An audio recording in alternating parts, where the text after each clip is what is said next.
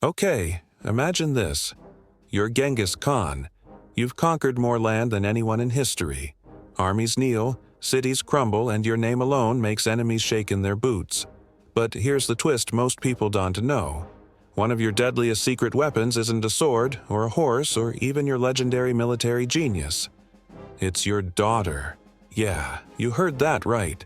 One of Genghis Khan's daughters helped make him not just feared, but the best of the East. Today, we're diving into this jaw-dropping part of history where war, politics, family loyalty, and raw strategy collide. And by the end of this story, you'll probably never look at the Mongol horde or at powerful daughters the same way again.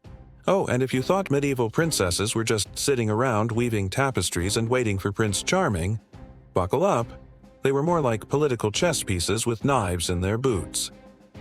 To understand the brilliance of Genghis Khan's daughter, we've got to rewind. Genghis, real name Temujin, wasn't born a king. He clawed his way up from exile, betrayal, and poverty, built alliances, crushed enemies, and unified the Mongol tribes. But once he became the supreme ruler, he faced a major problem that every conqueror eventually runs into. How do you keep these newly conquered people from overthrowing you when you ride off to crush the next unlucky city? Simple solution: send in the family. And not just any family member.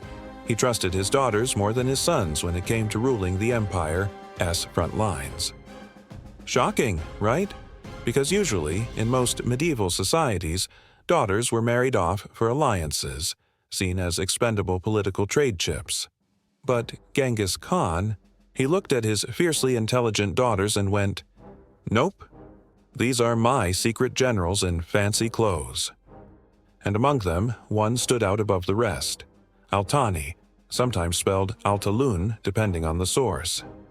She wasn't just smart, she was ferocious, loyal to the bone, and totally willing to get her hands dirty to keep her father's empire safe.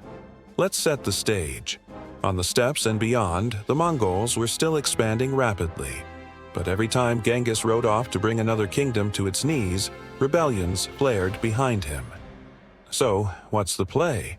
He plants his daughters as rulers over key conquered regions.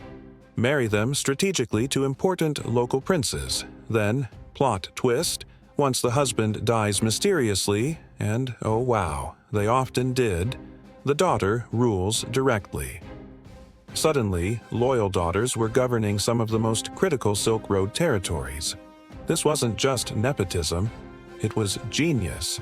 It gave Genghis trusted governors who wouldn't backstab him and who had the brains to balance diplomacy with Mongol muscle. Now, Altani in particular gained fame because of a legendary story. One day, while in court, an assassin snuck in, knife hidden in his sleeve, aiming to kill one of her younger relatives. Most nobles panicked, but Altani, she didn't flinch. She leapt in, grabbed the would-be assassin and threw him to the ground. According to chroniclers, she saved a life and allowed her guards to finish the job. Terrifying move for a princess, right? Well, that's exactly why her father not only trusted her but celebrated her as a warrior.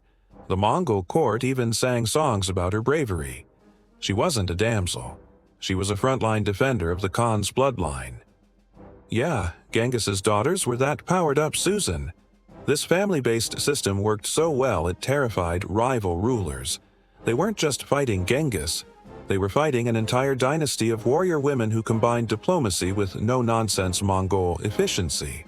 So, when people say Genghis Khan was the best of the East, it's not just because he conquered with fire and blood. It is because he kept what he conquered.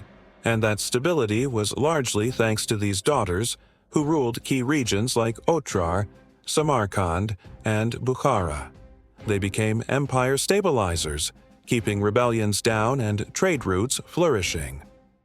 This part of the Mongol story explodes one of our biggest myths, that history's empires were built by men alone.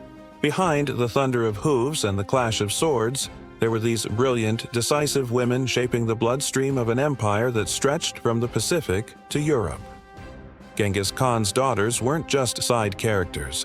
They were his satellites, his anchors, his frontline governors.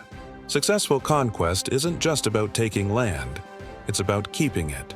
And he pulled that off because his daughters were every bit as ruthless, loyal, and strategic as he was. So next time you hear the name Genghis Khan, don't just picture the man on horseback conquering continents. Also picture his daughters, standing fiercely at the crossroads of kingdoms, holding his empire together with grit, cunning, and a terrifying sense of family loyalty. And that is why Genghis Khan wasn't just the scourge of heaven or the terror of Asia. He became the best of the East thanks in no small part to a daughter who refused to let her father fail. If today's story blew your mind, well, welcome to history's secret back rooms, where the real power plays happen. There are so many untold stories just like this one hiding underneath the colossal figures we always learn about. So, if you want more stories of empires, hidden figures, and the wild behind the scenes of history, make sure you hit that subscribe button. Join the ride, because hey, history isn't just memorizing dates. It's about uncovering the drama, strategy, and human surprises that make the past feel alive. Thanks for watching. Now go on and brag at your next trivia night that Genghis Khan's deadliest weapon wasn't a sword. It was his daughter.